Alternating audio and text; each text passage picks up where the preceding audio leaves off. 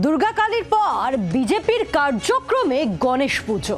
New town Kolkata থেকে কাঁকিনাড়া দিনভর একের পর এক গণেশ পুজোর উদ্বোধন করলেন শুভেন্দু অধিকারী। বুধবারও আরও কয়েকটি পুজোর উদ্বোধন করবেন তিনি, যদিও তৃণমূলের দাবি পুজো করে বাংলায় শিঙ্কে ছিঁড়বে না পদ্ম শিবিরের।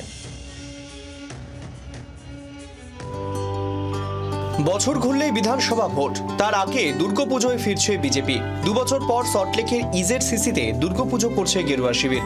ভোটমুখী বাংলায় বিজেপির কার্যক্রমে ঢুকে পড়ল গণেশ পুজো। 26-এর নির্বাচনে সিদ্ধি লাভ তো করতেই হবে, তাই সিদ্ধি লাভের আশায় সিদ্ধিদাতার এবার স্মরণ করছে পদ্ম শিবির। রাম তো ছিলই, কৃষ্ণও এসেছে জয় মা কালী, জয় মা দুর্গা।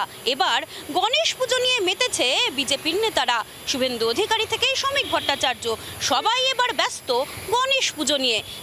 মঙ্গলবার নিউ টাউনের জ্যোতিনগরে গণেশ পুজোর উদ্বোধন করেন বিরোধী দলনেতা শুভেন্দু অধিকারী। এরপর কলকাতা, কাকিনাড়া, পানিহাটিতেও পুজোর উদ্বোধন করেন। প্রতিটি বকলমে বিজেপির পুজো, যা থেকে একটা কথা স্পষ্ট, ভোটের আগে বাংলার সিদ্ধিদাতার স্মরণে পদ্ম শিবির। গণপতি উৎসব ওটা আবার পশ্চিমবঙ্গে কেন? ওটা তো মহারাষ্ট্রের অনুষ্ঠান, মারাঠিদের।